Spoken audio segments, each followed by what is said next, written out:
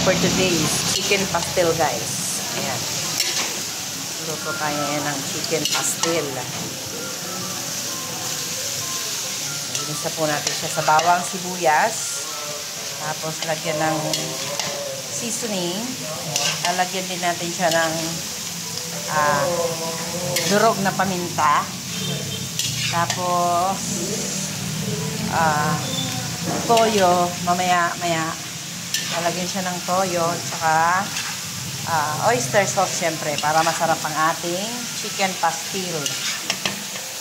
Sumasayaw nga lang yung ating kawali.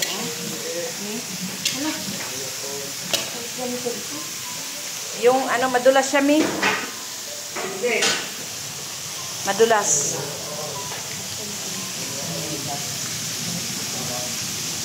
Bay, alika.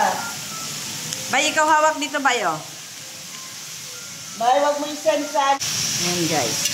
Ang hirap haluin, dibikit ng iba kasi nadulas. Ang pangit ng kawali mo, Mi. Oo. Masyadong madulas.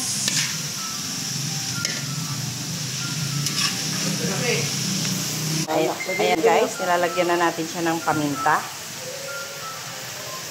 Ayan. Nilalagyan na natin ng toyo.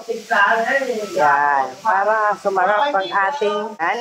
Nilalagyan na natin siya ng oyster sauce, guys. Para sumarap ang ating chicken pastel. Yan. Ganyan po magluto ng chicken pastel.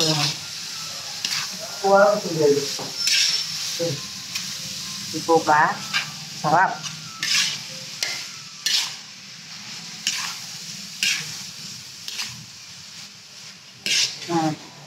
Ganyan lang po magluto ng chicken pastel, guys. Bali yung chicken po ay pakukuluan muna natin hanggang sa maluto. Tapos saka hihimayin. At pag palamigin, then pag nahimay na siya, ayan, maghiwa ka na ng bawang, sibuyas, saka mo siya igisa. Tapos, syempre, ang chicken pastel ay mamantika po talaga siya kapag siya ay niluto.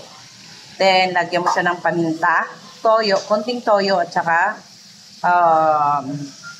oyster sauce para manuot ang lasa ng yung chicken pastel. Saka, syempre, kailangan ng seasoning. Ayan. Thank you for watching, guys.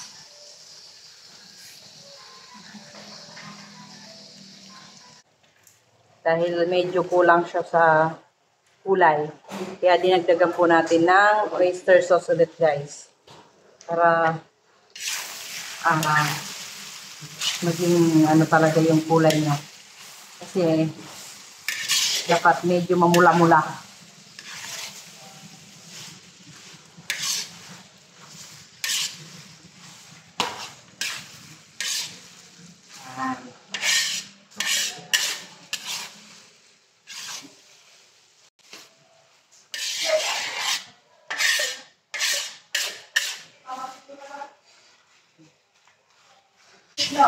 Ayan na, guys, malapit nang maluto ang ating chicken pastel. Yummy, yummy. Litsit. Ayan. Ayan, sa mga gustong magluto ng chicken pastel, sundan nyo lang po procedure, guys. Guys, malapit na siyang maluto. Ang chicken pastel po, kailangan po kasi siya medyo crunchy. Yung parang naprito ng maayos para masarap ang panlasa. Ayan. Kailangan mag golden brown talaga siya. Bukod dun sa inilagay natin na oyster sauce. Ayan. Kailangan makita natin siya na parang naprito na talaga yung ng chicken. Yung laman. Ayan. Ayan. Yung parang pag nagganto-ganto ng itsura niya, guys. Oh. Ayan. Ayan. Lagot na yan.